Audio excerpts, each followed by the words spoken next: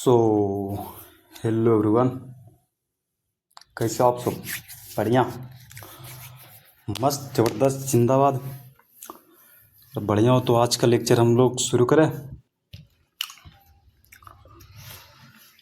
सो आज हमारा होने वाला है इस सीरीज का चौथा क्लास, लेक्चर नंबर 4, जिसमें हम लोग देखने वाले हैं प्रोनाउन के प्रकार।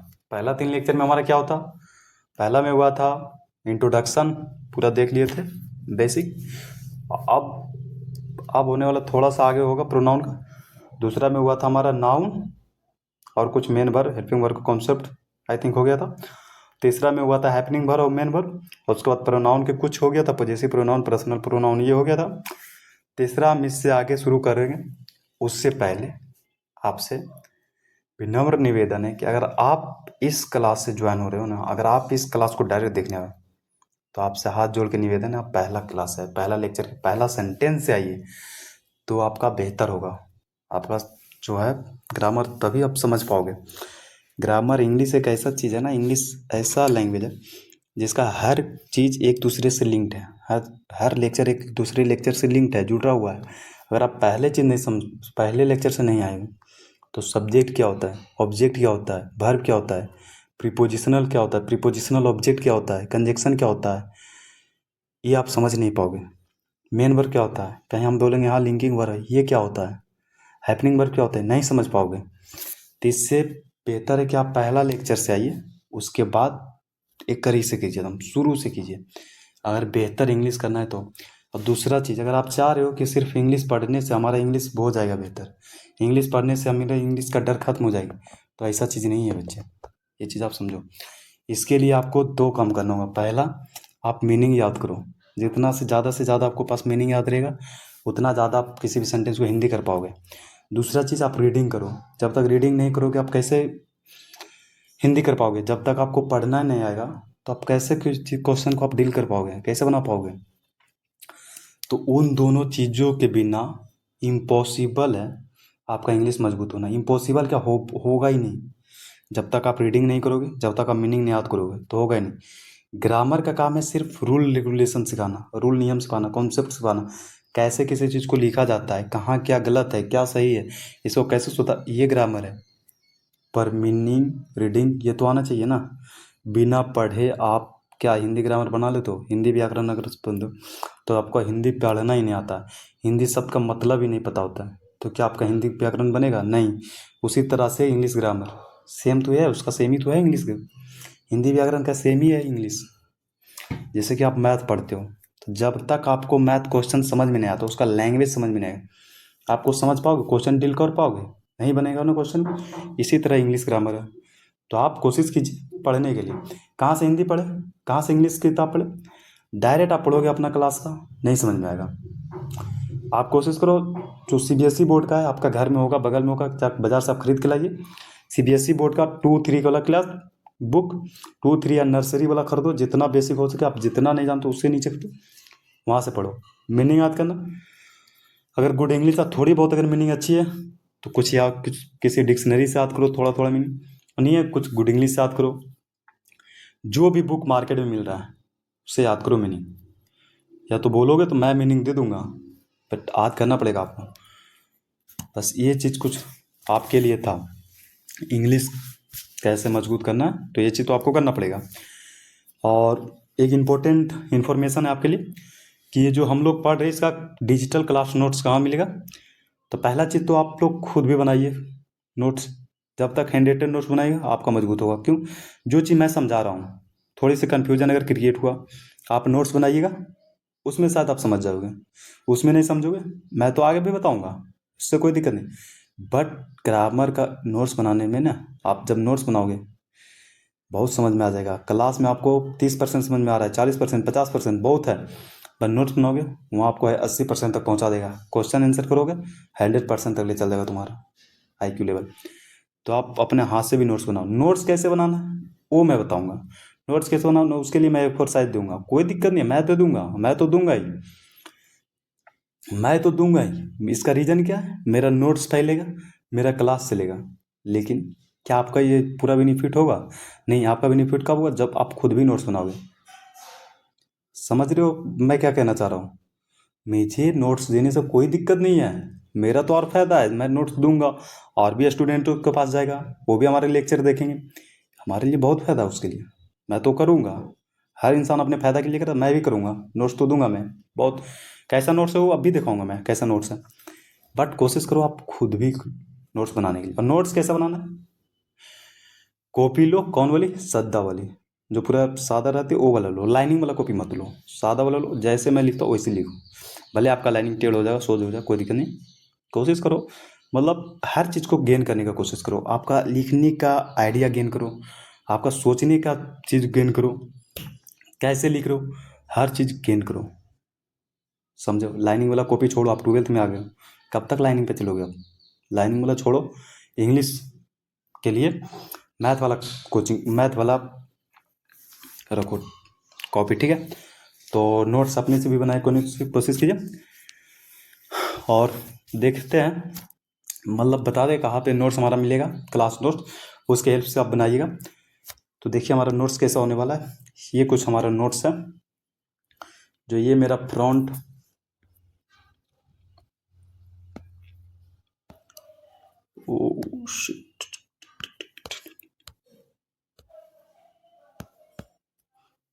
ये हमारा है फ्रंट, ये जो पेज हमारा फ्रंट पेज है, जो नोट्स का पहला पेज होगा, ये हमारा पास्ट ऑफ स्पीच, ये समझो पास्ट ऑफ स्पीच।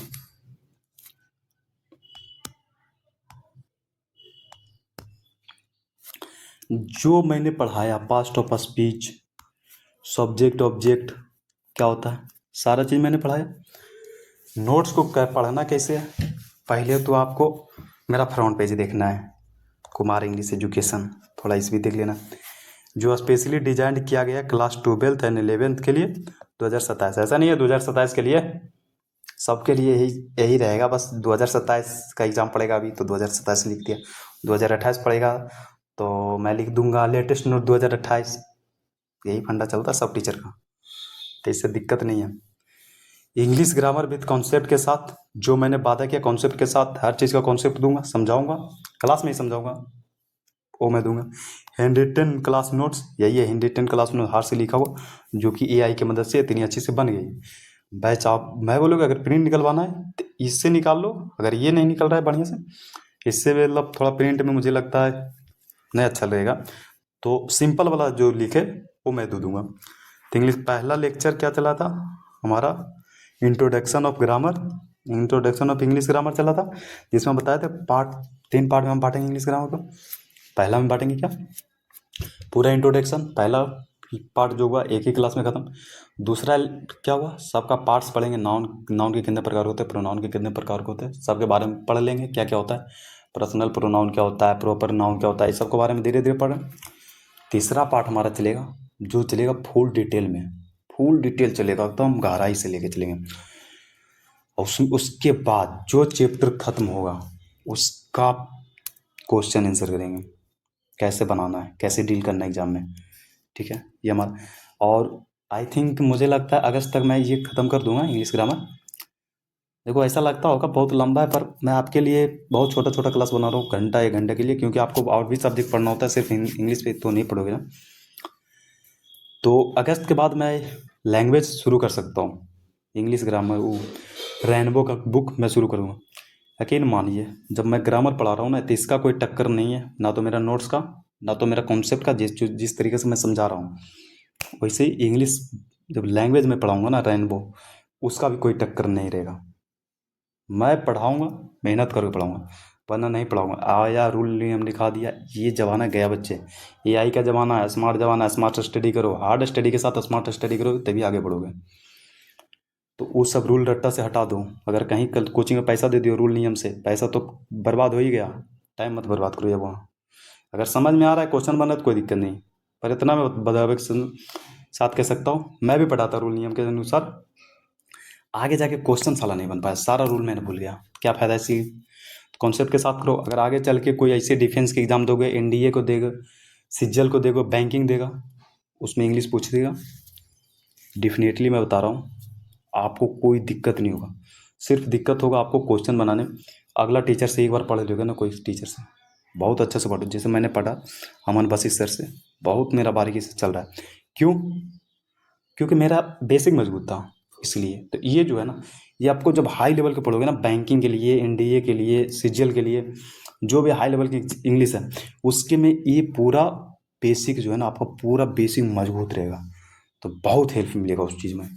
अगर मैं उतना एडवांस में ले जाऊँगा तो कोई ज़रूरत उसकी है नहीं। हम लोग एग्ज़ाम के पर्पज़ से देखेंगे आप पढ़ किसके लिए हैं। जैसे ये सब बिहार पुलिस वाल में जो पूछता है ना, मैंने देखा बहुत ईजी पूछता है, आपका 12th से भी नीचे लेवल का पूछ देता है। तो ये सब छोटा छोटा बिहार के एग्ज़ाम के लिए तो बहुत है। तो ये जो हमारा नोट्स होने वाला है, इस व्हाट्सअप नंबर पे आप पर्सनल व्हाट्सअप कीजिएगा, इस पे आपको नोट्स मिलेगा बिल्कुल फ्री। फ्री। बस आपसे ये निवेदन है, आपके जो भी दोस्त भाई बहन, छोटे बड़े भाई बहन पढ़ते हैं, आपका दोस्त पढ़ते हैं, आप उनको भी दीजिएगा नोट्स। आप उनको भी बताइएगा इस क्लास के बारे में। राइट? बिल्कुल फ्री मिलेगा, कोई पैसा नहीं है, कोई चार्ज नहीं है, बिल्कुल फ्री नोट्स मिलेगा। हर लेक्चर, हर सब्जेक्ट, हर एक एक वर्ड को लिख मैं दे दूंगा नोट्स। इस तरह से नोट्स होने वाला। दूसरा देखो, ये हमारा दूसरा पेज है, ये तीसरा पेज है। यहाँ पे देखो गलत लिख दिया बच्चे, ये और एक ये जोड़ता को जोईता सब लोग करते चल गया है, यहाँ जोड़ता कर लेना अपना कलम से। ये भी जोड़ता, ठीक है। ये दोनों गलत है। बाकी देखो एआई है, आर्टिफिशियल वो सब है, रोबोट है, तो कुछ ना कुछ गलत कर देते हैं। अब ये सब सुधरता नहीं है। ऐसे मैं सिंपल नोट दूंगा अपना हैंड राइटिंग, उसमें सब सही है, कोई दिक्कत नहीं। तो ये सब अगर कोई एक आध वर्ड कहीं गलत लिखा मिल जाए तो उसे सुधार लेना, ठीक है। ऐसे मतलब जज मत करने लग जाना बेवकूफ़ की तरह कि हाँ गलत है, लिखने नहीं आता, ऐसा मत जज करना। उतना आईक्यू है मेरे पास, मैं लिख सकता हूँ सही से। तो चलिए हम लोग शुरू करते हैं। पिछला लेक्चर में क्या देखे थे, पहले हम वो देखेंगे थोड़ा थोड़ा ओवरव्यू। अब हमको लगता है पॉजेसिव प्रोनाउन में आपको कन्फ्यूजन हो क्रिएट हो गया होगा, नहीं समझ में तो पॉजेसिव प्रोनाउन आज फिर पढ़ेंगे, फिर पॉजेसिव एडजेक्टिव पढ़ेंगे, वहाँ भी पढ़ेंगे, फिर क्लासिफिकेशन पढ़ेंगे प्रोनाउन को, वहाँ भी पढ़ेंगे, फिर रिवीजन करेंगे आप, वहाँ पढ़ेंगे, फिर क्वेश्चन आंसर करेंगे, वहाँ पढ़ेंगे। कैसे समझ में नहीं आएगा भैया, कैसे नहीं आएगा। सारे रिवीजन तो मैं क्लास में ही करा देता हूँ, आपको सिर्फ देखना है नोट्स, रट्टा मत लगाने लग जाना, सिर्फ समझना है कि ऐसे बीट है, नाउन इसको जोड़ रहा, इस राजेश को जोड़ रहा है, कुणाल को जोड़ रहा है, ये सब मैंने समझा दिया लेक्चर में, पूरा समझ में आ जाएगा, कोई दिक्कत नहीं होगा। सिर्फ आपको नोट्स देखना है, बहुत बारीकी से समझ। लेक्चर अगर किए हो ना तो बिल्कुल समझ में आएगा, लेक्चर ना किए हो तो उसका गारंटी मैं नहीं ले सकता। आई थिंक मुझे लेक्चर नहीं किए हो, अगर बेसिक मजबूत है तो भी समझ में आ जाएगा, क्योंकि नोट्स अच्छी है। तो चलिए आज का लेक्चर शुरू करते हैं, बहुत देरी हो गया ज्ञान की बातें। तो आज हमारा होने वाला, आज ने ये जो कल हुआ था ना मेन वर्ब, ये हमारा जो कल हुआ था मेन वर्ब और हैपनिंग वर्ब, क्या अंतर है ये दोनों थोड़ा समझ लेते हैं। ऐसे कल तो पूरा डिटेल्स है, आज थोड़ी रिवीजन में करवा देता हूँ। आँख मुनो, आँख बंद कर लो और उसके बाद मेरा बात सुनो। मेन वर्ब उसे कहते हैं जिसका सब्जेक्ट जो करता है वो काम किसी और पर करता है, या कुछ काम करता हो किसी और पर नहीं भी हो रहा है बट सब्जेक्ट पे नहीं हो रहा है। जैसे मैं जो काम कर रहा हूँ ना मुझ पे नहीं हो रहा है, ठीक है। और हैपनिंग वर्ब वहाँ प्रयोग होता है जो करने वाला होता है ना, जो सब्जेक्ट होता है ना, वो काम जो हो रहा है वो सब्जेक्ट पे हो रहा है, सब्जेक्ट पे हो जा रहा है, उल्टा हो जा रहा है सब्जेक्ट पे। जैसे मोम पिघल गया, तो जो पिघलने का कार्य क्या हुआ, मोम में पिघल गया ना। तुम सीढ़ी से गिर गया, गिरा कौन, सीढ़ी नहीं, गिरा कौन, तुम, कार तुम्ही पे हो गया। बर्फ पिघल गया, बर्फ पिघल गया, पिघलने वाला कौन, बर्फ, बर्फ ही सब्जेक्ट है, पिघला भी बर्फ, हैपनिंग वर्ब हो गया पिघलना। वैसे आप समझो, they have finish the work, उन लोगों ने काम को फिनिश कर दिया, पूरा कर दिया। करने वाला कौन, उन लोगों ने क्या किया, काम किया। ये जो फिनिश्ड वर्ब का है ये हो गया हमारा सब्जेक्ट, ये हमारा हो गया सब्जेक्ट। फिनिश्ड वर्ब का ये हमारा हो गया ऑब्जेक्ट। समझ में आ रहा है, समझ में आ रहा है। सी वॉच्ड, देखो यहाँ पे यार ऐसा लगता है कल सुधारा था यार, फिर गलत हो गया। ये सेंटेंस ही मैं हटा देता हूँ यार, मैं फिर से लिखता हूँ, रुक जाना, मैं फिर से लिख देता हूँ। इस सेंटेंस को आप काट दो। इसे मैं फिर से यहाँ पे लिखता हूँ, C W watch the sunrise.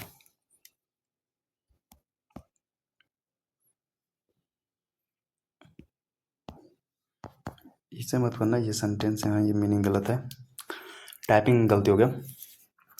C watch the sunrise, sunrise मतलब सूर्योदय, जो सूर्य उगता हुआ होता है ना, सूर्य उगला उसे सूर्योदय कहते हैं, सूर्योदय। तो मैंने क्या एग्जांपल दिया, आप इमेजिन करो तुम कुछ दोस्त हैं लड़कियां, वो सब गई है दार्जिलिंग, वहाँ से पहाड़ के व्यू देख रहा है, पहाड़ के व्यू से देखेगा सूर्योदय। 6 बजे उठना था, कोई उठ नहीं पाया, उनमें से एक ही लड़की उठा, एक पहले उठ गया जो देख लिया, दूसरा उठ लेट में जो नहीं देख पाया, तो वो उसे देख रहा है सी उसने देखा सूर्योदय का। देखने वाला कौन, कोई लड़की देखा किसी सूर्योदय का, तो ये जो देखने वाला है कोई और है, देखा किसी और चीज़ को। तो ये जो बास्ट है ना, वो मेन वर्ग, यहाँ मेन वर्ग कार्य कर रहा है। ये बास्ट क्या कर रहा है यहाँ, ये बास्ट का काम क्या है यहाँ, मेन वर्ब बनने का।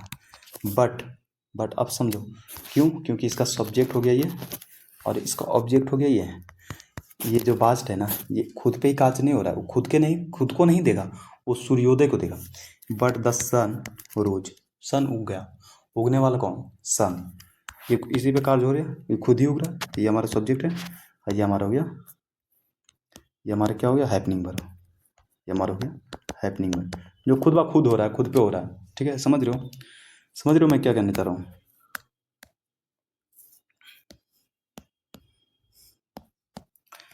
पेन ये थोड़ी सी मोटा है यार, नहीं तो बात सही है। और एग्जांपल समझो, ही इज ग्रोइंग वेजिटेबल, वो वेजिटेबल उगा रहा है, वेजिटेबल मतलब सब्जी को उगा रहा है, उगाने वाला कौन, ही, उग क्या रहा है, वेजिटेबल, उगाने वाला अलग है, उगने वाला कोई अलग है, तो ये क्या हो गया, हमारा हो गया मेन वर्ब। इज क्या, इस चीज़ को हेल्प कर रहा है, ग्रोइंग को क्या उगा रहा है, यानी कि प्रेजेंट में वो काम चल रहा है, अब भी वो काम चल रहा है, जारी है। तो ये जो हो गया ना, ये हमारा हेल्पिंग वर्ब हो गया, जो इसको हेल्प कर रहा है किस चीज़ में, सेंटेंस को बतलाने में। क्या सेंटेंस किस में लिखा है, पास्ट है, फ्यूचर है, प्रेजेंट है, किस में लिखा है। लेकिन आपको लगेगा इज है, प्रेजेंट है, ये हमको कैसे पता चलेगा, टेंस में हम सारा देख लेंगे, सब्जेक्ट वर्ब एग्रीमेंट पढ़ेंगे, सब देख लेंगे हम। आपको बस जिस चीज़ को बता रहे हैं ना, उस चीज़ पर आप ध्यान दीजिएगा। हैपनिंग वर्ब मेन वर्ब बता रहे, आप उस चीज़ पर ध्यान दीजिएगा, दूसरा वर्ड नहीं, दूसरा वर्ड का आगे आएगा। इसीलिए कहते हैं हर लेक्चर एक दूसरे से लिंक्ड है, देखा करो शुरू से। सी हमारा हो गया सब्जेक्ट, क्यों, क्योंकि ये काम कर रहा है, इस पे हो गया राइट। बट ही इज, यहाँ ही सी बोल दे रहा हूँ मैं, ही इज ग्रोइंग टॉल, वो लंबा हो रहा है, ही इज ग्रोइंग टॉल, वो लंबा हो रहा है। लंबा होने का जो कार्य है ना, ग्रो होने का जो कार्य है, जो ग्रो कर रहा है, वो कर कौन रहा है, कोई कर रहा है, करने वाला नहीं, खुद ब खुद हो रहा है, कौन, ही पे ही हो रहा है, ही लंबा हो रहा है, तो हमारा सब्जेक्ट हो गया, ये जो हो गया हेल्पिंग वर्ब, जो ग्रोइंग को बतला रहा है, किस सेंटेंस में लिखा है, ये सेंटेंस जो किस टेंस में लिखा है, और ये हो गया हमारा happening verb, sorry happening verb, गलती इतना कैसे लिखती रहा यार मैं, ये हो गया हैपनिंग वर्ब। और ये टॉल हो गया subject complement, subject complement. Tall हमारा क्या, टॉल हमारा है सब्जेक्ट कॉम्प्लीमेंट, जो एडजेक्टिव की तरह से काम कर रहा है। टॉल बॉय, टॉल गर्ल, क्या एडजेक्टिव की तरह से काम कर रहा है। टॉल सब्जेक्ट कॉम्प्लीमेंट क्या होता है, मैंने पीछे बताया था, सब्जेक्ट कॉम्प्लीमेंट। बस आप एक चीज़ ध्यान देना, मैं 2 चीज़ बताया था। कॉम्प्लीमेंट की मीनिंग COMPLIME, कॉम्प्लीमेंट मतलब होता है तारीफ करना,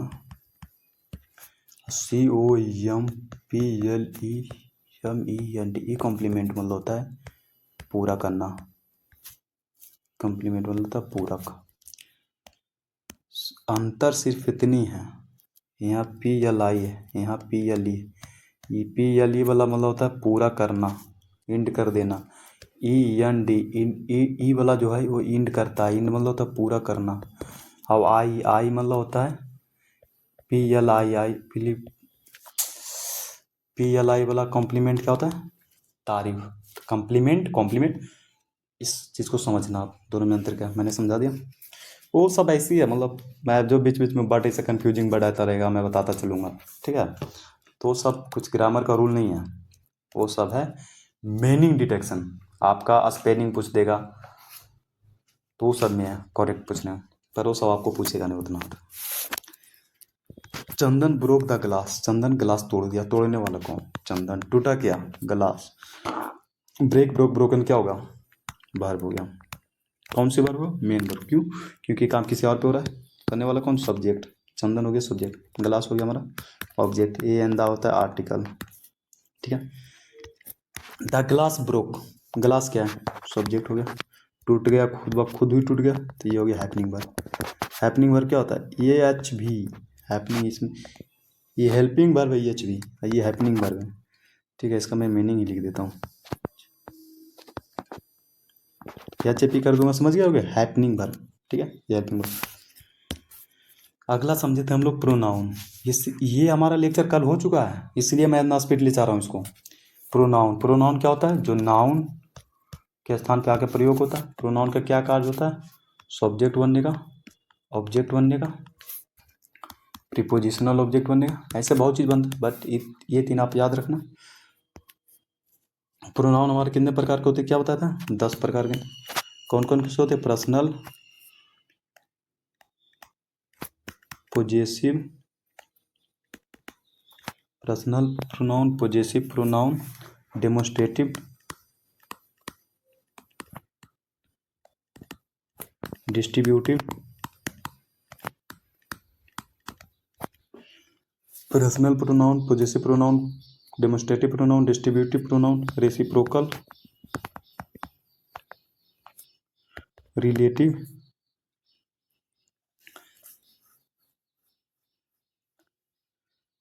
रिलेटिव प्रोनाउन। रिलेटिव प्रोनाउन का देखो यार, इतना आसान मीनिंग में कंफ्यूज हो रहा हूँ। RELATIV होता है यार, TIV relative. Reflexive, REFLEXIV reflexive. Emphatic, interrogative. हो गया 1 2 3 4 5 6 7 8 9। कौन सी नहीं लिखे भाई साहब? Indefinite, INDEFI, indefinite pronoun. ये हमारा 10 क्या होता है? ये हमारा 10 होता है प्रोनाउन। पहला personal pronoun, possessive pronoun, demonstrative pronoun, adjective pronoun, distributive pronoun, reciprocal pronoun, relative pronoun, reflexive pronoun, emphatic, interrogative और इंडिफिनिट। इनमें से कुछ कुछ की लगभग इनमें से आधा से ज़्यादा एडजेक्टिव भी होता है। जैसे पर्सनल प्रोनाउन हो गया, पोजेसिव प्रोनाउन भी होता है, पोजेसिव एडजेक्टिव होता है, डेमोस्ट्रेटिव प्रोनाउन, डेमोस्ट्रेटिव एडजेक्टिव भी होता है, डिस्ट्रीब्यूटिव प्रोनाउन होता है, डिस्ट्रीब्यूटिव एडजेक्टिव भी होता है। सबको हम समझ लेंगे, प्रोनाउन भी समझेंगे उसको अलग करके, एडजेक्टिव भी कर समझेंगे अलग करके, दोनों को एक साथ में एक बार अलग करके समझेंगे, फिर क्वेश्चन से समझेंगे, बिल्कुल समझेंगे। तो हमारा पहला है पर्सनल प्रोनाउन। पहला हमारा पर्सनल प्रोनाउन। पर्सनल मतलब क्या होता है? किसी खास के लिए। पर्सनल प्रोनाउन हमारे कौन कौन से होता है? I, B, U, E, C, it, they। इसका ऑब्जेक्टिव केस क्या होता है? मोटा कुछ ज़्यादा नहीं चल रहा है यार इसका। इसका ऑब्जेक्टिव होता है मी, अस। इसका यू ही होता है, ही का हिम होता है, सी का हर होता है, इट का इट ही होता है, दे का देम होता है। थोड़ा पतला में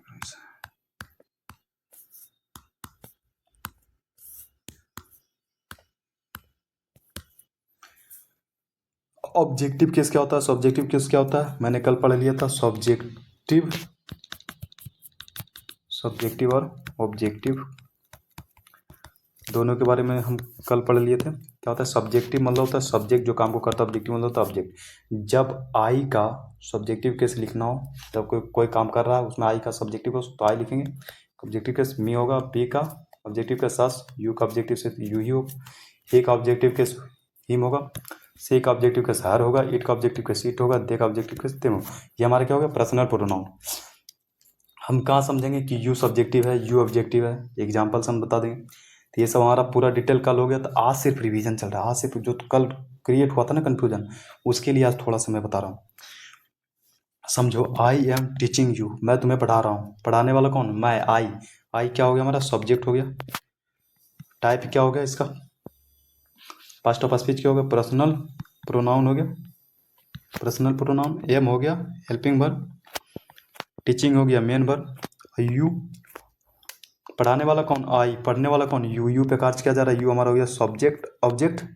यू का प्रोनाउन रूप क्या होता है, पर्सनल प्रोनाउन। समझ गए। यू आर लर्निंग इंग्लिश, इसमें यू तुम इंग्लिश सीख रहे हो, सीखने वाला कौन, यू। तो जो सीख रहा है वो हो गया सब्जेक्ट, यस यू भी सब्जेक्ट हो गया। सीख क्या रहा है, व्हाट, इंग्लिश, इंग्लिश, अरे यार यहाँ इंग्लिश लिख दिया। इंग्लिश क्या हो गया, इंग्लिश हमारा हो गया ऑब्जेक्ट, आर हो गया हेल्पिंग वर्ब, यहाँ हो गया मेन वर्ब। अब कैसे पता चला, कैसे पता चला ये सब्जेक्ट और यू यहाँ ऑब्जेक्ट है, क्योंकि इस पे यू पे कार्य कर रहा है, यू पे कार्य हो रहा है, वहाँ यू कार्य को कर रहा है, सीख रहा है, सीखने वाला यू। तो जहाँ कार्य कर रहा है वहाँ सब्जेक्ट होगा, जहाँ जिस पर जहाँ कार्य हो रहा है उस पर ऑब्जेक्ट होगा, सिंपल सी बात है। अगला समझो possessive pronoun. Possessive pronoun, possessive का मतलब क्या समझाते हैं, पोजेसिव का मतलब होता है पोजीशन, पोजेसिव का मतलब होता है पोजीशन, पोजीशन मतलब होता है अधिकार। इसका अधिकार दर्शाता हो, किसी भी चीज पे अधिकार दर्शाता हो, जिसे दिस इज माई कार, तो एग्जाम्पल लिखा हुआ है। तो ये जो दिस है ना, ये इस कार पे अधिकार दर्शा रहा है, ये कार मेरा है, ये कार मेरा, दिस इज माई कार, ये कार मेरा है। ओ शिट यार, मैं देखो फिर मैं गलती कर रहा हूँ इसमें। इसका वजह से कल हुआ था एक लेक्चर, भाई साहब 1 घंटा का मैंने लगा लिया था। उसके बाद मुझे रियलाइज हुआ ये मैंने क्या बगले चल गया, गलत पढ़ा दिया यार। पोजेसिव और डिस्ट्रीब्यूटिव में मैं कंफ्यूज हो जाता हूँ, डेमोस्ट्रेटिव में। समझो, पोजेसिव का मतलब होता है पोजीशन बनाना।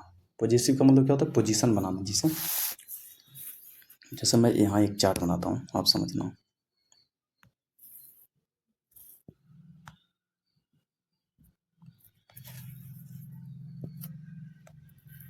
इस चार्ट को आप समझना, मैं क्या बनाऊँ। हो सकता है लेक्चर थोड़ा लंबी हो जाए, कोई दिक्कत नहीं है, बस आपको समझ के जाना है। ये हमारा हो गया सब्जेक्टिव केस, ये हो गया पोजेसिव केस, ये हमारा हो गया objective case. I, we, you, he, she, it,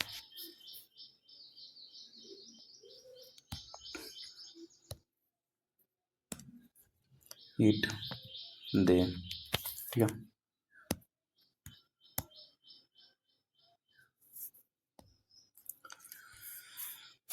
मैंने कल बताया था आई वी होता है फर्स्ट पर्सन।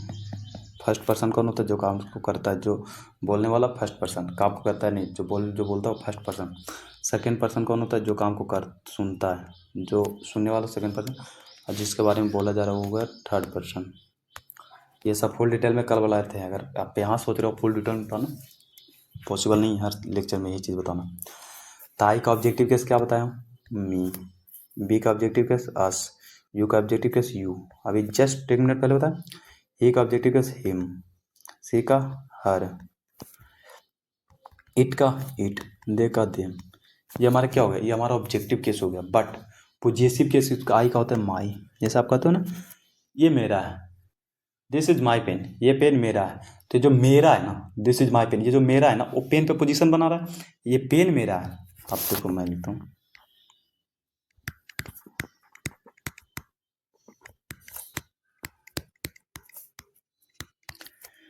तो ये जो कलम है ना, ये जो कलम है, इस पे ये मेरा का क्या कार्य है, मेरा का कार्य है पोजीशन बनाना।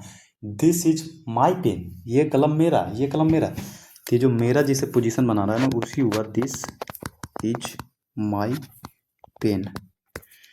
तो ये जो पेन माई, ये यही तो पोजीशन बना ना क्रम का। कलम है किसका है? मेरा कलम है। तो माई का काम है पोजीशन बनाना। तो ये पॉजेसिव एडजेक्टिव। तो आई के लिए माई लिखते हैं, जिसे बोलते दिस इज योर पेन, ये तुम्हारा है। तो तुम्हारे के लिए योर। मैं गलत गलत गलत गलत गलत गलत गलत गलत। आई के मी, बी के our, this is our pen, ये पेन में हम लोगों का है। ये कोई एक पेन है, वो हम लोगों का, ठीक है। यू का your, this is your pen, या तो तुम्हारा पेन है या तुम लोगों का पेन है, तुम सबका। यू ही सिंगुलर फॉर्म होता है, यू ही प्लूरल फॉर्म होता है, दोनों मैंने कल बताया था। ही का his, this is his pen, ये उसका पेन है, कोई लड़का है उसका पेन है। This is her, this is her pen, her मतलब कोई लड़की है उसकी पेन है, ये उसकी पेन है। इट का इट्स होता है, और इट्स का प्रयोग होता है किसके लिए? इसका फंडा अलग है, ठीक है, ये हम आगे देखें। दे का प्रयोग पॉजेसिव प्रूफ होता है दियर, ये उन लोगों का पेन है। दिस इज दियर पेन, ये उन लोगों का पेन है। तब समझ गए। आई का सब्जेक्टिव ऑब्जेक्टिव केस मी, आई का, बी का ऑब्जेक्टिव केस अस, यू का ऑब्जेक्टिव केस यू, ई का ऑब्जेक्टिव केस हिम, सी का ऑब्जेक्टिव केस हर, इट का ऑब्जेक्टिव केस इट ही होता है, दे का ऑब्जेक्टिव केस देम। ये सबको हम कल क्लासिफिकेशन में हम बढ़िया से सजा के आपको देंगे, पूरा चार्ट एक बात करने के लिए मैं समझा दूंगा उसके बाद। तभी सिर्फ मैं बताना चाह रहा हूँ। इसी जैसे आप आई का समझे, आई का ऑब्जेक्टिव केस मी हुआ, वी का ऑब्जेक्टिव केस यू हुआ, उसी प्रकार आई का पॉजेसिव केस माई है। अरे यहाँ देखो मी लिख दिया। आई का पॉजेसिव केस माई, बी का आवर, यू का योर, ही का हिज, सी का हर, इट का इट्स, दे का दियर। ये हमारा हो गया पॉजेसिव केस। पॉजेसिव केस समझ गए क्या हुआ? पॉजेसिव, ये हमारा हो गया पॉजेसिव केस। पॉजेसिव केस समझ गए। आप भी सिर्फ समझे आप पोजीशन बनाना, पोजीशन बनाना। आप ये नहीं समझे कि पॉजेसिव, ये जो माई है, आवर है, योर है, ये पॉजेसिव प्रोनाउन नहीं है। ये आप बात ध्यान रखिएगा। ये जो हमारा है ना, ये पॉजेसिव प्रोनाउन नहीं है, ये हमारा पॉजेसिव एडजेक्टिव। पॉजेसिव एडजेक्टिव है। कैसे वो मैं बताऊंगा, कैसे पॉजेसिव एडजेक्टिव। आपको सिर्फ इतना समझना है। ये माई माइन हो गया, इतना समझ गया। इसे थोड़ा मैं मिटाता हूँ।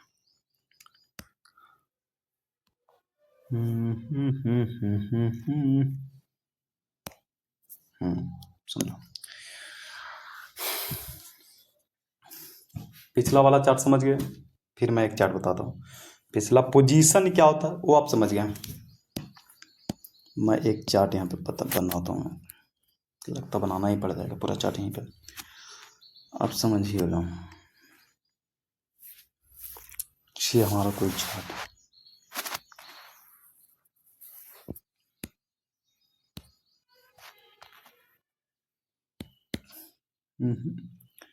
अरे अब टाइम दो यार, मैं पूरा ही बता दूंगा इसे। ठीक है, मैं एक चार्ट बनाता हूँ। मेरा दिल भी कितना पागल, ये प्यार तो तुमसे करे।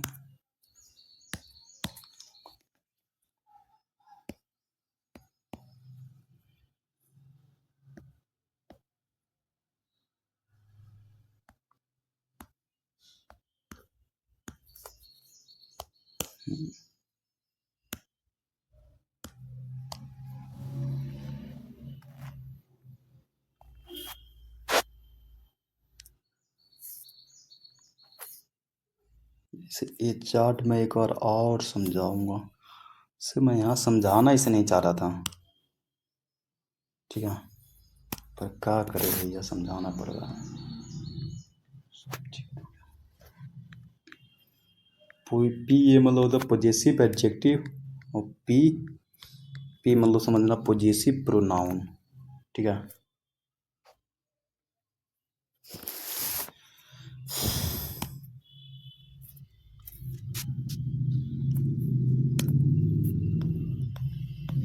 ये हमारा जो ऑब्जेक्टिव केस। और एक चीज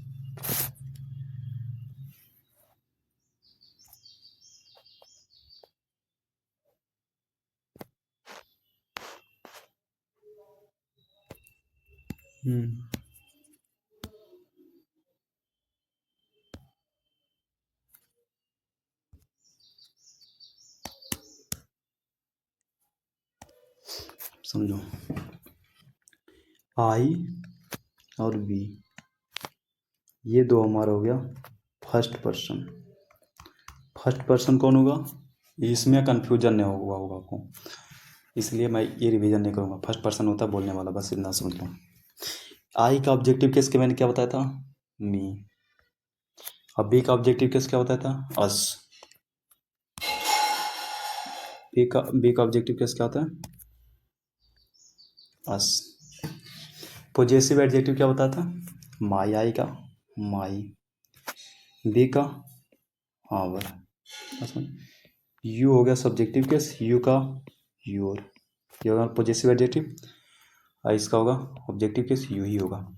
ये हमारा हो गया सेकेंड पर्सन। ये हमारा क्या हो गया, सेकेंड पर्सन। इसका सिंगुलर प्लूरल दोनों सेम ही होता है।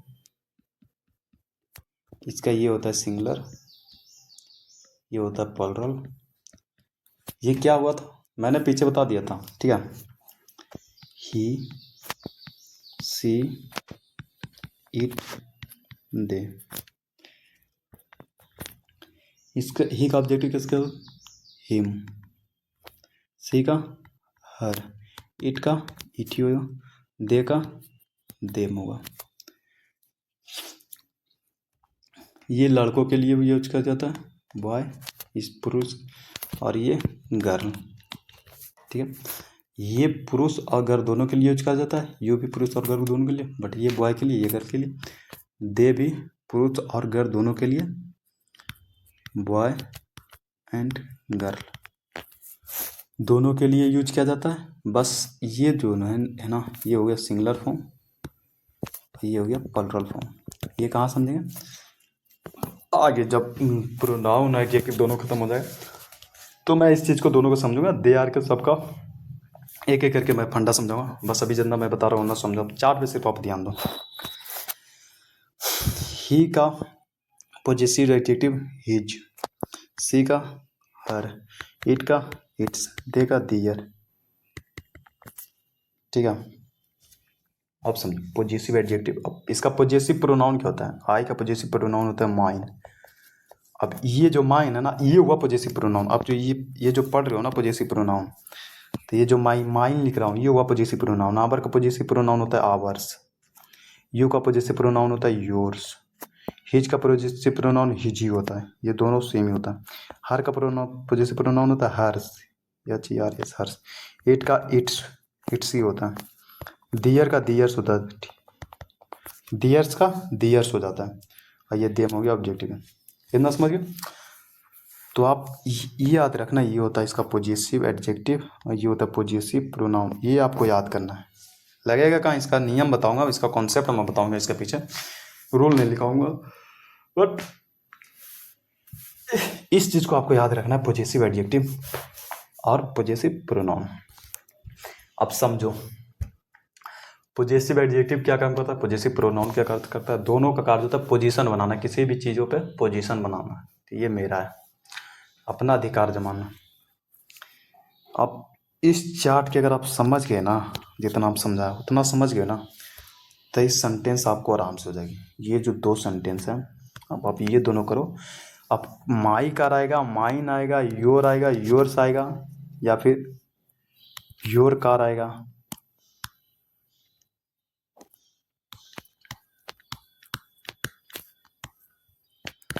क्या आएगा मैं बताऊंगा।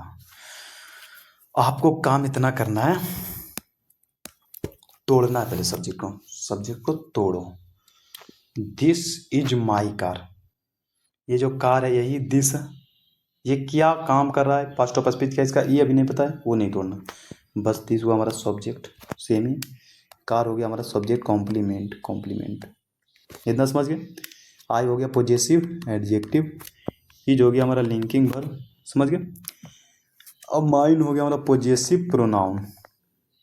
प्रोनाउन माई हो गया हमारा पोजेसिव एडजेक्टिव, कार हो गया हमारा सब्जेक्ट जो कि नाउन है, इज हो गया हमारा लिंकिंग वर्ब, बेटर हो गया हमारा एडजेक्टिव, देन हो गया कंजक्शन, योर हो गया हमारा पोजेसिव एडजेक्टिव, योर्स हो गया पोजेसिव प्रोनाउन, ये हो गया पोजेसिव एडजेक्टिव, ये हो गया पोजेसिव, ये हो गया हमारा ऑब्जेक्ट, ये हमारा हो गया ऑब्जेक्ट जो कि नाउन है। इतना अगर आप लोग तोड़ लिए, बहुत अच्छा चल रहा है आपका, ट्रैक पर चल रहा है तैयारी। अब आप समझो मैं फंडा, अब आप चुपचाप बोर्ड पे ध्यान रखो। मैं जिस सेंटेंस को पढ़ा रहा हूँ, जिस सेंटेंस के बारे में चर्चा मैं कर रहा हूँ, उस पर सिर्फ आप ध्यान रखो, सिर्फ आप इस सेंटेंस पे ध्यान रखो। इसका कहने का दिस इज माई कार, यह मेरा कार है, यह मेरा कार है। अगर मैं यहाँ कार ना लिखूं, आप 1 मिनट के लिए इसे हटा दो, यहाँ मैं कार ना लिखूं, सिर्फ लिखूं यह मेरा है, ये सेंटेंस पूरा है, यह मेरा है। व्हाट, क्या है भाई मेरा? ऐसे बोले जा रहे हो मेरा है मेरा है, अरे है क्या, ये तो बताओगे ना क्या चीज़ मेरा है। इसलिए यहाँ कार लगना जरूरी है। तो कार हो गया हमारा नाउन। नाउन का विशेषता कौन बतलाता है, प्रोनाउन या फिर एडजेक्टिव? एडजेक्टिव। तो ये हमारा पॉजिटिव एडजेक्टिव है, तो यहाँ पे इसका यूज होगा। क्यों इसका यूज नहीं होगा? माइन का यूज करते तो इसका क्या अर्थ होता, वो भी मैं समझता हूँ।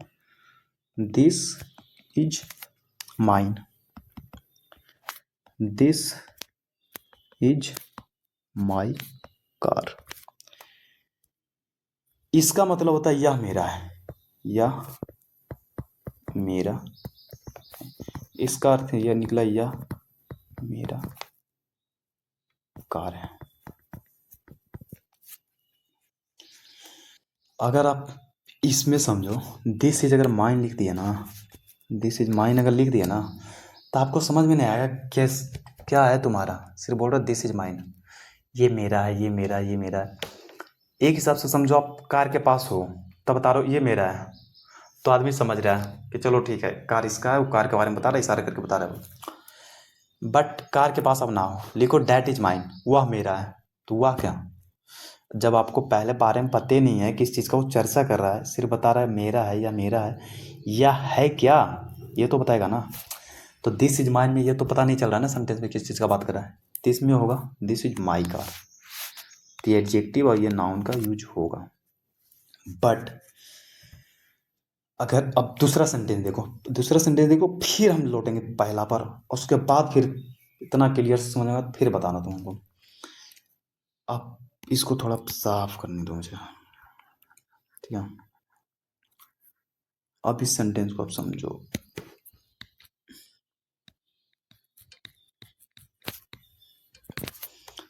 सबका मतलब समझाते, ये हुआ तो क्या हुआ, इस ये लगाएंगे तो क्या लगेगा, ये लगाएंगे क्या लगेगा, दो सबका मतलब समझा देंगे ना, किसका की मीनिंग क्या निकल रहा है, आपको खुद ब खुद लगेगा क्या लगेगा। इसलिए मैं कहता हूँ रीडिंग क्या करो, मीनिंग याद करो, तब पता चलेगा। जब तक हिंदी नहीं निकल पाओगे तो मज़ा नहीं आएगा।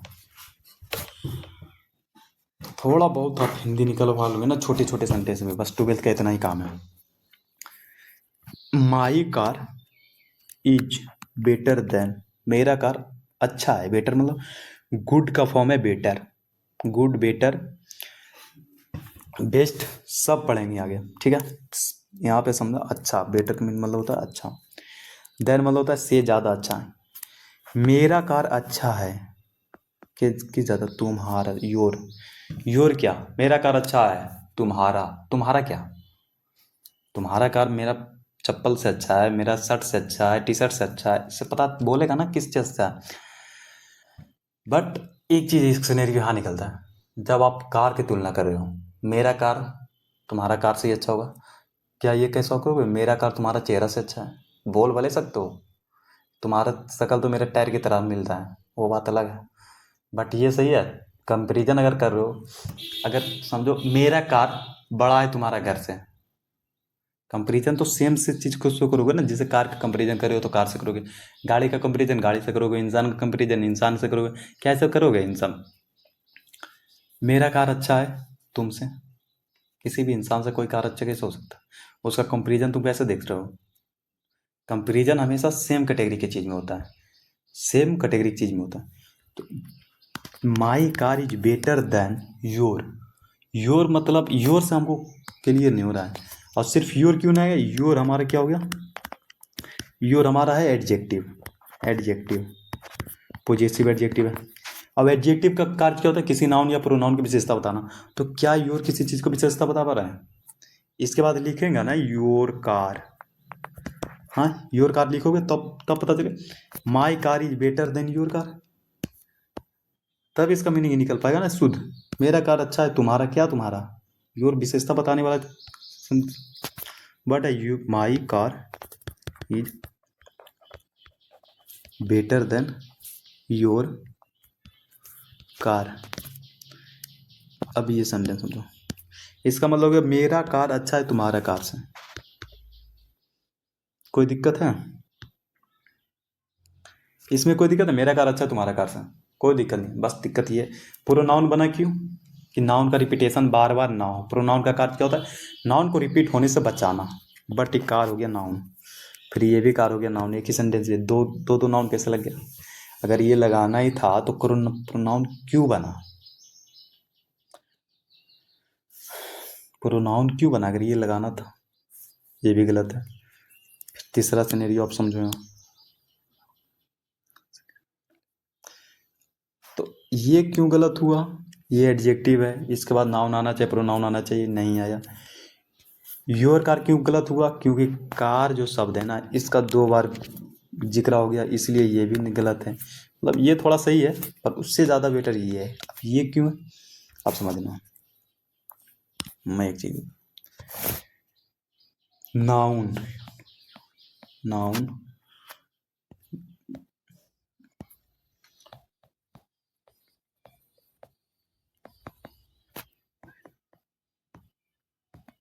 पोजेसिव प्रोनाउन प्लस में नाउन बराबर होता है पोजेसिव,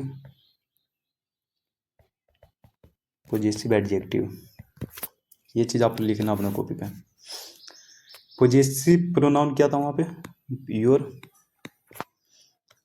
आई कार, नाउन क्या था कार। सिर्फ योर आएगा नहीं, क्यों, क्योंकि योर एडजेक्टिव है, किसी नाउन या प्रोनाउन की विशेषता बतलाता है, सिर्फ योर लगाने से पता नहीं चल रहा। योर कार इसलिए नहीं आएगा क्योंकि नाउन एक बार रिपीट हो सकता, तो योर नहीं आएगा, योर कार नहीं आएगा, तो भैया आएगा क्या, क्या आएगा, कोई ऐसा तो वर्ड होगा जो इन दोनों का विशेषता बता, जो हमारे मीनिंग भी क्लियर हो जाए, ग्रामेटिक भी गलत ना। तो इसके लिए बना पोजेसिव एडजेक्ट। देखो देखो देखो देखो, मुझे छोड़ न देना है, यहाँ एडजेक्टिव होगा भैया, बताया करो यार, मैं गलत कर देता हूँ। Possessive adjective, possessive pronoun, possessive adjective और पोजेसिव प्रोनाउन। पोजेसिव प्रोनाउन इसलिए बना कि पोजेसिव एडजेक्टिव और नाउन दोनों को इकट्ठा करके बात कर दे, एक साथ बात कर दे। तो ये पोजेसिव एडजेक्टिव क्या हो जाएगा, योर्स। अब ये योर्स का मतलब क्या हो गया ना, योर कार का मतलब हो गया योर्स। अब यहाँ ये लिख दोगे my car is better than yours. तो इसका मतलब मेरा कार अच्छा है तुम्हारे से, तुम्हारे से मतलब जो तुम्हारे योर्स आ गया ना, योर्स का मतलब हो गया तुम्हारे कार से अच्छा है, मेरा कार अच्छा है तुम्हारे कार से। तो योर, योर प्लस में कार का मतलब हो गया यहाँ योर्स, समझ गए। और यहाँ पे माइन क्यों नहीं लगा, यहाँ पे हमारा माइन क्यों नहीं आया, क्योंकि इस जो कार है ना इसका जिक्र कहीं पहले नहीं हुआ था, तो पता नहीं चल रहा था किस चीज़ का बात कर रहा है, इसलिए यहाँ पे माई कार है। बट जो कार है ना इसका जिक्र पहले हो गया, इसलिए हम दोबारा नहीं करना चाहते रिपीटेशन को बढ़ाने के लिए, इसलिए उन्हें। और सिर्फ योर नहीं आएगा क्योंकि योर के बाद कोई नाउन प्रोनाउन आना चाहिए जिसका विशेषता बतला सके, नहीं है, नहीं आएगा। यहाँ योर्स अगर लगा दिया ना तो बिल्कुल परफेक्ट है, my car is better than yours का। तो इस चीज़ को आप समझो, एक बार में ना समझ में, 2 बार 3 बार 4 बार समझो, वीडियो प्ले कर करके। एक बार यहाँ बता दिया, फिर पॉजिटिव एडजेक्टिव में बताऊंगा, फिर सेंटेंस में बताऊंगा, आ जाएगा समझ में। अगर यहाँ 10% मेरी बात भी सिर्फ समझ में आ गई ना, मैं कहना क्या चाह रहा हूँ, अब सेंटेंस वाले ना समझ में, पर मैं कहना क्या चाह रहा हूँ वो समझ में आ गया तो कोई दिक्कत नहीं, आगे सब चीज़ आएगा समझ में। अब आगे देखते हैं, ये चार्ट ये याद रखिएगा, ये से एक दो बार और करेंगे क्लासिफिकेशन में, ये सब याद रखिएगा, ठीक है। पॉजिटिव एडजेक्टिव है, पॉजिटिव प्रोनाउन है, ये सब बुक में लिख लीजिएगा कॉपी में। और डेमोन्स्ट्रेटिव प्रोनाउंस क्या होता है तो समझो, डेमोन्स्ट्रेटिव प्रोनाउन भी होता है, डेमोन्स्ट्रेटिव एडजेक्टिव भी होता है। डेमोन्स्ट्रेटिव प्रोनाउन भी होता है, डेमोन्स्ट्रेटिव एडजेक्टिव भी होता है। एडजेक्टिव का काम क्या, किसी नाउन या प्रोनाउन की विशेषता बतलाना, और प्रोनाउन का कार्य क्या, किसी नाउन या प्रोनाउन के स्थान पे आना। सिंपल सी बात है। तो डेमोन्स्ट्रेटिव प्रोनाउन होते कौन कौन से हैं, this, that, these, those. This, that, these, those. Those का meaning T H E S E, those, T H O S E, those. ये हमारा हो गया, क्या हो गया, डेमोन्स्ट्रेटिव। ये हमारा हो गया डेमोन्स्ट्रेटिव प्रोनाउन। अब समझो, दिस इज माई कार, ये कार मेरा है, सब्जेक्ट बन गया, लिंकिंग वर्ब बन गया, पॉजिटिव एडजेक्टिव बन गया, जो नाउन है उस पर अपना पोजीशन बना, दिस इज माई कार। और ये हमारा हो गया ऑब्जेक्ट, जिसका पास्ट और स्पीच हो गया नाउन। कौन सी नाउन, कॉमन नाउन, ये सब तोड़ना आप, तब बात होगा। अब दिस का नाउन है, कहाँ एडजेक्टिव है, कहाँ प्रोनाउन है, कहाँ एडजेक्टिव है, सिंपल तुरंत समझ में आ जाएगा। ये जो दिस है ना, दिस कार इज ब्लैक, ये कार हो गया हमारा subject, linking verb. Car black है, ब्लैक कार के बारे में कुछ बता रहा है, ये हमारा हो गया सब्जेक्ट कॉम्प्लीमेंट, सब्जेक्ट कॉम्प्लीमेंट, किसी हो जाए PLEMENT, कॉम्प्लीमेंट, LENT कॉम्प्लीमेंट वाला, ठीक है। बस समझो, ये कार है, ये क्या है, नाउन है। कौन सी नाउन है, कॉमन है। बट दिस जो है ना, ये इस कार को क्वालिफाई करा है, दिस कार, ये कार मेरा है, ये कार ब्लैक है, दिस कार इज ब्लैक, ये कार ब्लैक है।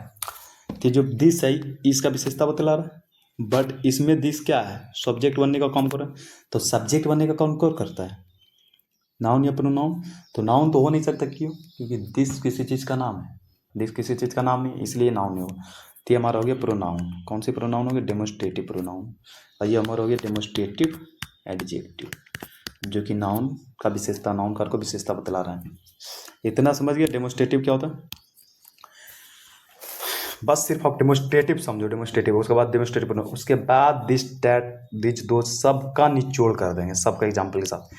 यहाँ पे समझो, अब दिस जो होता है ना, दिस और डैट, ये सिंगुलर होता है, और DH, दिज और दोज, ये प्लूरल होता है।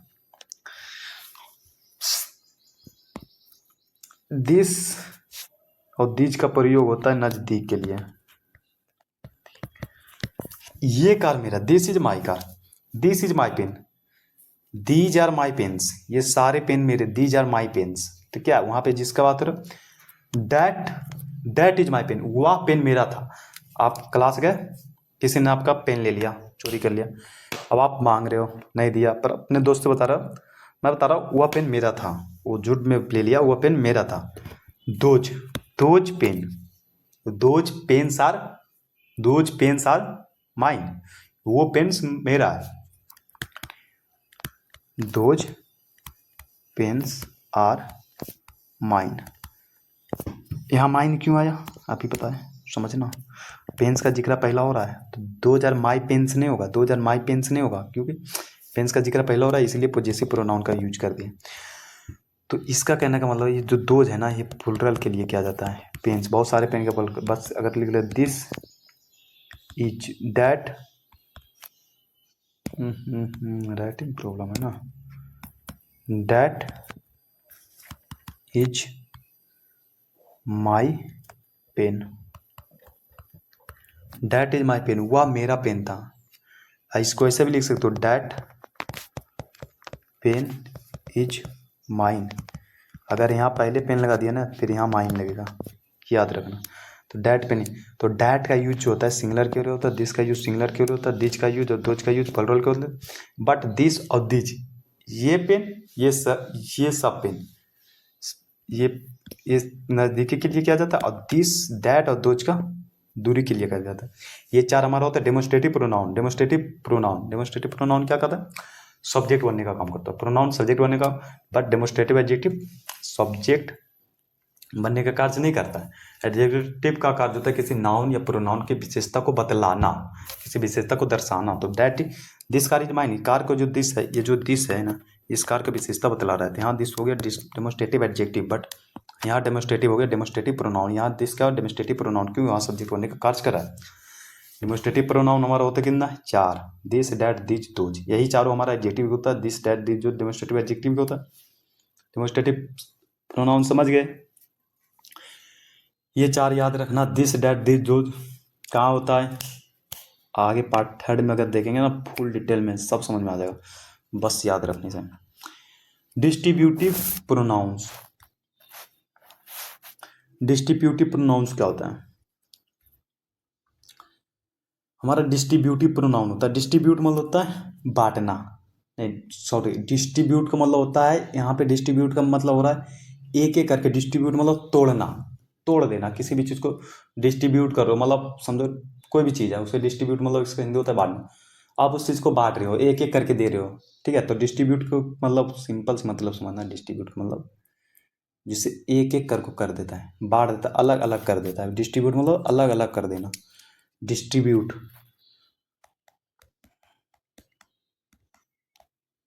डिस्ट्रीब्यूट मतलब होता है अलग अलग करना। डिस्ट्रीब्यूट मतलब होता है अलग अलग कर देना, ठीक है। अब यहाँ पे समझो, डिस्ट्रीब्यूटिव प्रोनाउन भी होता है, डिस्ट्रीब्यूटिव एडजेक्टिव भी होता है, बट यहाँ पे सिर्फ आप प्रोनाउन समझो, एडजेक्टिव एडजेक्टिव में समझेंगे, वरना खिचड़ी बन जाएगा। यहाँ पोजेसिव वाला फंडा नहीं था, यहाँ थोड़ा अलग फंडा हो जाएगा, तो इसलिए आप सिर्फ डिस्ट्रीब्यूटिव प्रोनाउन समझो, एडजेक्टिव का एडजेक्टिव में समझेंगे, फिर दोनों को इकट्ठा करके समझेंगे। डिस्ट्रीब्यूटिव का मतलब होता है अलग अलग करना किसी बीज को। ईच मतलब होता है प्रत्येक, समझना। स्टूडेंट्स, ऑफ का काम होता है पोजीशन बनाना, कल ऑफ के बारे में समझा दें। ऑफ का 2 काम होता है, एक काम होता है पोजीशन बस दर्शाना, 2 काम जो भी होता है मैं कल बता दूंगा, समझा। ऑफ का मतलब this each of students has pen और each of dancer is ready. समझो, जो मैं बता रहा हूँ वो समझना। आप अपने क्लास से कहीं कॉम्पिटिटिव एग्जाम का तैयारी, कॉम्पिटिटिव समझो जैसे कुछ एग्ज़ाम करवा रहे हैं, ठीक है, कोई ऑर्गेनाइजेशन आ रहा है, कुछ एग्ज़ाम करवा रहा है, या कोई क्लास वाला, कोई अदर कोचिंग वोचिंग वाला कोई एग्ज़ाम करवा रहा है, ठीक है। आपका सर ले गया आपको, आप जहाँ में पढ़ते हो क्लास में, आपको सर ले गए उस एग्ज़ाम में, वहाँ पे एक कोई लड़का है जो मॉनिटर का काम कर रहा है, उस सबको देख रेख कर रहा है, हाँ सबके पास सब चीज़ है। क्यों? क्योंकि कंपटीशन एग्जाम में गए भाई, आपका क्लास का इज्जत की बात है, आपका कोचिंग का इज्जत का बात है। तो बोल रहा है, एक तो सिंपल बोल रहा है, सबके पास पेन है, ऑल स्टूडेंट है पेन, सबके पास पेन है, ठीक है, बोल दे हाँ सबके पास पेन है, ठीक। बट एक को बोलो, एक एक के पास पेन होना चाहिए, एक एक के पास पेन हो जाना चाहिए, मतलब प्रत्येक के पास पेन होना चाहिए। एक होता है जो सबको नॉर्मली बोल दिया सबके पास पेन है, ठीक, और एक होता है जो एक एक करके बात करता है, एक एक के पास पेन है भाई साहब। मॉनिटर से आपको क्लास टीचर पूछ रहे हैं कि जाकर देखो सबके पास पेन है कि नहीं, आपका जो मॉनिटर वो बोल रहा है सर एक एक स्टूडेंट के पास पेन है, एक एक स्टूडेंट के पास, डिस्ट्रीब्यूट करके बात करा है, सबको अलग अलग करके बात करा है, वो इसलिए इसका प्रयोग होता है ईच ऑफ द स्टूडेंट्स। तो जब ईच स्टूडेंट्स आएगा तो वहाँ ईच हो जाएगा एडजेक्टिव, और ईच ऑफ द स्टूडेंट्स आएगा तो वहाँ ईच हो जाएगा प्रोनाउन। क्यों होगा? कुछ यहाँ समझेंगे कुछ वहाँ समझेंगे, यहाँ से प्रोनाउन समझो। प्रोनाउन का कार्य क्या होता है? प्रोनाउन का कार्य होता है सब्जेक्ट बनने का। ऑफ हमारा हो गया प्रीपोजिशन, याद रखना, ये हमारा हो गया प्रीपोजिशनल ऑब्जेक्ट। प्रीपोजिशन के बाद जो आता है क्या होता है? Prepositional object. मैंने बताया था ईच हमारा हो गया सब्जेक्ट, ठीक है। ये जो बॉयज है ना, ईच स्टूडेंट्स, स्टूडेंट है ना, स्टूडेंट बहुत सारा है बट बात कर रहा है एक एक के, सबका पास सब अलग अलग पेन है। तो इसके अनुसार यहाँ सिंगुलर वर्ब लग गया। अब पेन हो गया हमारा ऑब्जेक्ट। समझ रहे हो मैं क्या कहना चाह रहा हूँ? फिर से समझो, मैं फिर से एक चीज समझाना चाह रहा हूँ। आप एग्जाम में गए, आपका सर, आपका कोचिंग वाले सर एग्जाम में ले गए किसी एग्जाम में, ठीक है। और आपको बोल रहा है एक एक के पास पेन होना चाहिए, एक एक के पास। कोई भी अगर भूल गया ना पेन अपना, मैं खालू धेड़ दूंगा, पहले बता रहा हूँ। एक एक स्टूडेंट के पास, एक एक स्टूडेंट के पास पेन है, उधर से बोल रहा है यस सर, यस सर। एक एक स्टूडेंट के पास फोन है, पेन है, प्रत्येक के पास पेन है, कोई ऐसा नहीं है जिसका पास पेन नहीं है। मतलब जोड़ दे रहा है, जोड़ दे रहा है थोड़ी सी।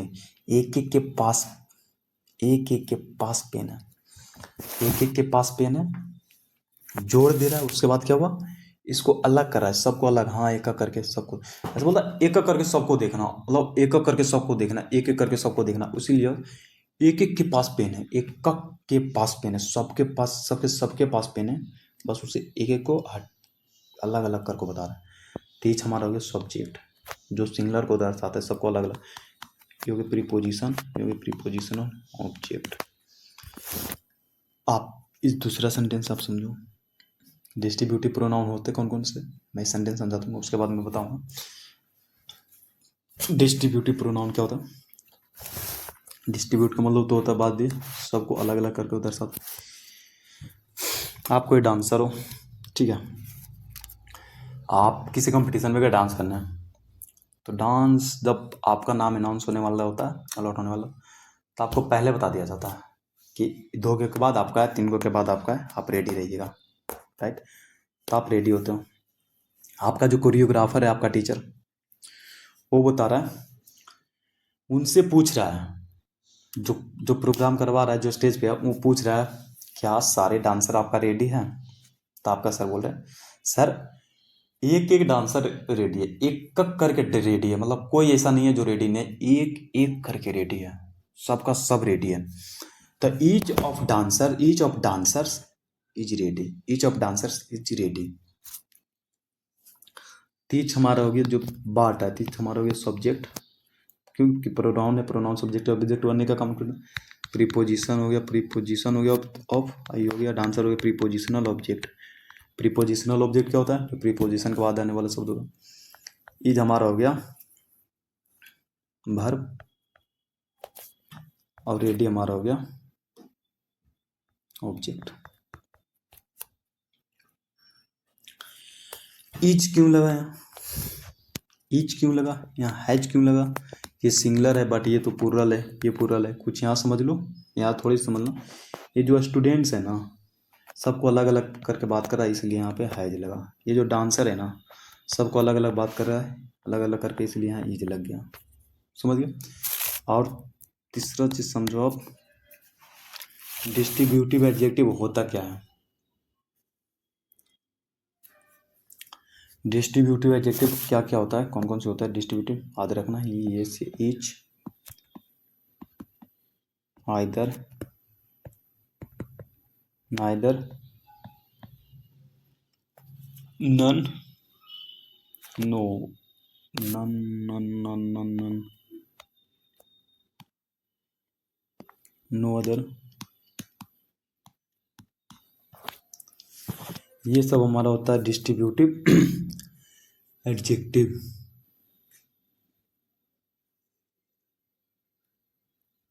नन,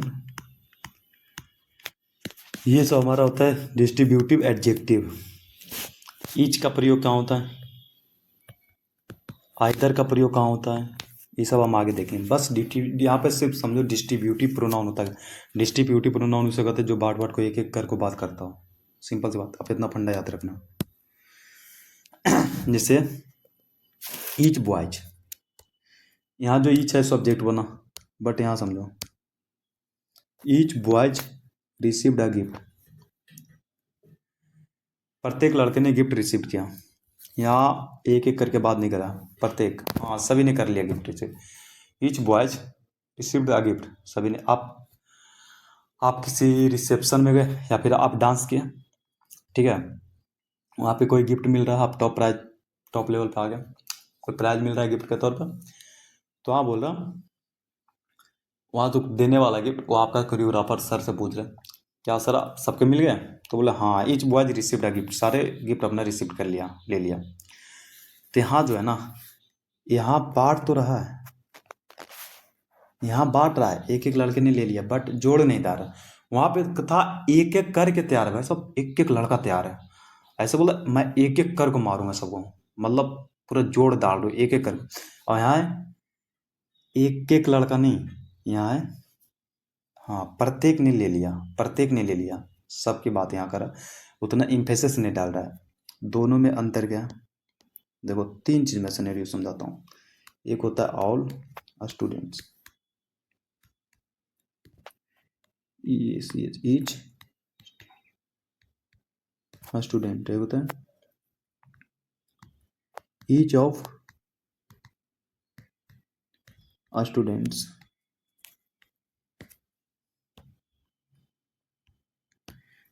इन तीनों को समझो। ऑल मतलब होता है सभी स्टूडेंट्स में, ऑल मतलब होता है सभी स्टूडेंट, सभी विद्यार्थी, सबका बात करें इकट्ठा करें। ईच मतलब होता है प्रत्येक स्टूडेंट, प्रत्येक। बट ईच ऑफ स्टूडेंट का मतलब हो गया ऐसे, ईच ऑफ का स्टूडेंट का मतलब हो गया एक एक करके बात भी करना है और जोड़ भी डालना उस पर, उस सेंटेंस पे ना जोड़ भी डालना है, जिससे लगना चाहिए हाँ मतलब थोड़ा सीरियसली बात करना है। एक एक स्टूडेंट को होमवर्क चेक करूंगा मैं, अगर यहाँ बोलो सभी स्टूडेंट को मैं होमवर्क चेक करूंगा, सिंपल, हाँ सबको चेक रहे, प्रत्येक स्टूडेंट को होमवर्क चेक करूंगा, प्रत्येक को हाँ करेगा, ठीक। अब कुछ कांड कर दिया सारा स्टूडेंट बोल रहा है, जब एक एक स्टूडेंट करके मैं चेक करूंगा ना होमवर्क, फिर समझ में आएगा तुम लोगों को। तो ये जो एक एक ईच ऑफ स्टूडेंट्स है, ये जो है इम्फेसिस डाल रहा है, उस पर जोर डाल रहा है, एक एक करके बात करने की बात कर रहा है। और ईच स्टूडेंट्स मतलब होता है बात कर रहा है एक एक करके, पर उसमें जोड़ नहीं डाल रहा है।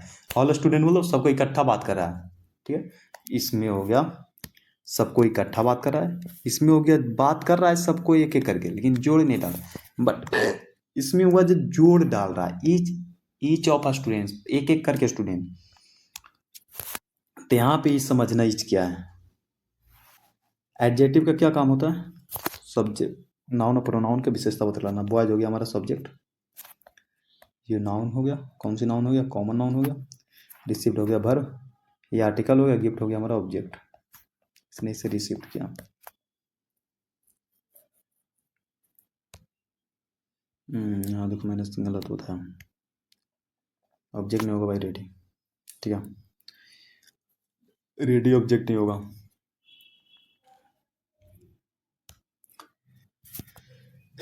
Each boys received a gift, समझ गए, रिसीव्ड वर्ब हो गया, रिसीव्ड वर्ब हो गया, गिफ्ट ऑब्जेक्ट हो गया। बट ये जो ईच है, प्रत्येक लड़के जो बॉयज के विशेषता बता रहा है, यहाँ एडजेक्टिव हो जाएगा। क्यों, क्योंकि इसके बाद नाउन आया, इसके बाद ईच रूम इज क्लीन, प्रत्येक रूम क्लीन है, सारा रूम क्लीन है। इसके बाद नाउन आ रहा है, तो ये हो गया एडजेक्टिव, ये हमारा हो गया सब्जेक्ट। समझ गो इज क्लीन क्या है, ये सब अभी तुम रहने दो, मैं अभी जितना आपको कॉन्सेप्ट बताया उतने पे रहने रखना चाहता हूँ, क्योंकि बहुत ज़्यादा खिचड़ी हो चुकी है ये लेक्चर आपका दिमाग में, मैं समझ रहा हूँ। पोजीसी पहले में इसमें तुम्हारा माथा पेची हुआ, उसके बाद डेमोन्स्ट्रेटिव में थोड़ा बहुत हुआ, फिर इसमें हुआ। तो इस लेक्चर को है ना दोबारा प्ले करके देखना, इस लेक्चर को दोबारा प्ले करके आप देखना, ठीक है, तो समझ में आएगा। बाकी नोट्स बनाना तो समझ में आएगा। अब अगला है हमारा रेसिप्रोकल प्रोनाउन। रेसिप्रोकल मत होता है हमारा कितने, दो, ईच अदर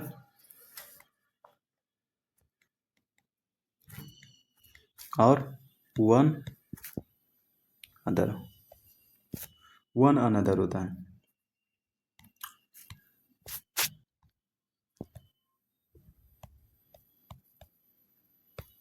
ईच अदर और वन अनदर। मैं साफ से लिख देता हूँ, मैं राइटिंग नहीं बनता, क्या करें। ईच अदर,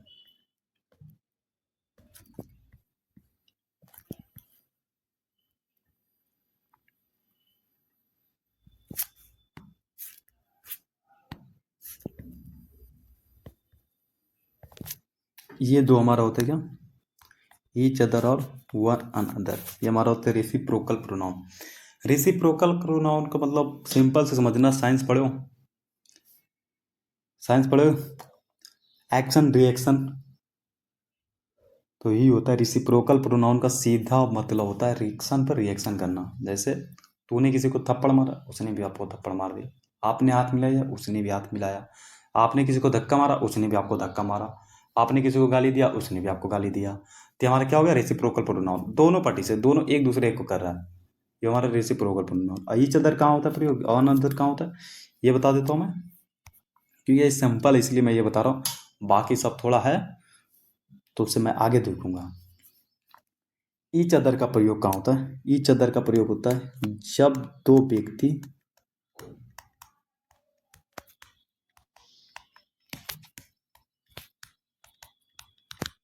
जब दो व्यक्ति आपस में कोई कार्य करें, वहां पे ईच अदर होता है। और यहाँ तो दो से अधिक, दो से अधिक व्यक्ति करता है तो वन अनदर होता है। तो आप समझना, यहाँ क्या है, the boxers hit each other, boxer एक दूसरे को मार रहे हैं, हिट कर रहा है। ईच अदर का मतलब हो गया ना, ईच, देखो यहाँ पे स्पेस डाल देना यार, each other, each, EACH, each, OTHER other. Each other के मतलब हो गया दो व्यक्ति है, वो दोनों अपने कर रहा है। The boxers hit each other, the boxer hit मार रहा है, एक दूसरे को मारता है, ठीक है। बट अनदर का मतलब क्या होता है, अनदर का मतलब होता है दो से अधिक। यहाँ क्या, every students in the class help one another, यहाँ पे जितने भी सारे स्टूडेंट्स हैं, देखो ये जो लड़के इसको भी हेल्प कर रहा है, फिर कभी इसको भी जाके हेल्प कर देगा, फिर कभी इसको भी हेल्प कर देगा, फिर कुछ यहाँ भी जाके कर देगा, ठीक है। तो सब एक दूसरे को हेल्प कर रहा है, हेल्प कर रहा है कि नहीं, ये इसको हेल्प कर रहा है, ये इसको हेल्प कर रहा है, ये इसको हेल्प कर रहा है, ये तीनों अपने में हेल्प कर रहा है, ये सब अपना सोल्यूशन कर रहा है, ये दोनों अपना कर रहा है, सब एक दूसरे के हेल्प करने में लगा है। एक दो से ज़्यादा अधिक है तो वहाँ पे क्या लगाए, ऑन अदर। इसका हिंदी क्या हो, the students in the class, class में सारा स्टूडेंट हेल्प ऑन अदर, एक दूसरे का हेल्प कर रहा है। इसका मतलब हुआ the boxer hit each other, boxer एक दूसरे को पीट रहे हैं, यहाँ पे दो ही हुए, दोनों एक दूसरे को पीट रहे हैं। तो आज का लेक्चर मैं यहीं तक रखता हूँ। क्या क्या हो गया जो मैं देख लेता हूँ एक बार। ये हमारा नोट्स हो गया, जिसमें ये हमारा फ़ोटो है, ये मेरा फ़ोटो है, थोड़ा ज़्यादा स्मार्ट लगता हूँ यार इसमें, ठीक है। ये हमारा नोट्स हो गया, मेन वर्ब हैपनिंग वर्ब दोबारा समझ लिए, पोजेसिव प्रोनाउन दोबारा समझ लिए, पर्सनल प्रोनाउन, पोजेसिव प्रोनाउन, इसका चार्ट समझ लिए, डेमोस्ट्रेटिव प्रोनाउन समझ लिए, डिस्ट्रीब्यूटिव समझ लिए। उसके बाद डिस्ट्रीब्यूटिव में कुछ कन्फ्यूजन होगा तो कुछ होगा, फिर कल आके इस चीज़ को एक्सप्लेन करेंगे तो समझेंगे, फिर आगे देखेंगे, फिर सेंटेंस में देख लेंगे। रेसिप्रोकल समझ लिए, एक दूसरे पे एक्शन करता है, एक्शन रिएक्शन, फोटो के अनुसार समझ लिए। ये हो गया ईच अदर और वन अनदर। तो आज यहीं तक रखते हैं, अगला दिन देखेंगे reflexive pronoun, emphatic pronoun, indefinite, relative, interrogative, और हो सकता है अगला लेक्चर तक हम प्रोनाउन का ये कुछ पार्ट्स ख़त्म कर लें, उसके बाद एडजेक्टिव पढ़ लेंगे, फिर एडवर्ब पढ़ लेंगे, फिर वर्ब कुछ पढ़ेंगे, उसका मैं बताऊंगा क्या पढ़ना है। फिर 5-6 दिन के बाद, 7 दिन के बाद तो हमारा लेक्चर होगा शुरू, वो जो फुल डिटेल में चलेगा। ये सब जो चल रहा है ना, ये सब हमारा बेसिक बन रहा है। आपको लगता होगा ये सब क्या चला रहे हैं, अभी कुछ समझ में नहीं आएगा। आपको मैं वादा करता हूँ, आप ये सब क्लास को आप बढ़िया से बना कर रखो। ये सब चीज़ जो है ना, ये बहुत फायदे चीज़ है। जब तक ये चीज़ नहीं होगा ना, आगे नहीं समझ में आएगा। तो ये चीज़ आप बहुत बारीकी से 1 बार 2 बार 3 बार देखना, लेकिन समझना इस चीज़ को बार बार देख के। और बाकी कुछ डाउट आएगा तो जो व्हाट्सअप नंबर है नोट्स वाले, उस पर आप मैसेज कर सकते हैं, आप उस पर मैसेज कर सकते हैं, ठीक है। बाकी thank you so much watching this video. अगर पसंद आए तो लाइक करो, सब्सक्राइब करो और शेयर करो अपने दोस्तों के पास। और ना पसंद आए तो फिर आपकी मर्जी, आपको जहाँ पढ़ने का इच्छा है। लेकिन अगर पसंद आए, लग रहा है कि हाँ इस लेक्चर पे इस चीज़ पे मेहनत किया जा रहा है, तो लाइक सब्सक्राइब करो, शेयर करो। और मैं दावे के साथ कर सकता हूँ, इतनी कॉन्सेप्ट के साथ, इतनी क्लैरिटी के साथ ना कोई और समझा नहीं पाएगा। कोई और समझा तो बहुत पाएंगे, बट 11th-12th में मैं भी पढ़ा हूँ, मैं और भी बहुत सारे टीचर का देखा हूँ, अभी तक कोई है नहीं यार। ऑनलाइन में भी बड़ा बड़ा टीचर है, उसका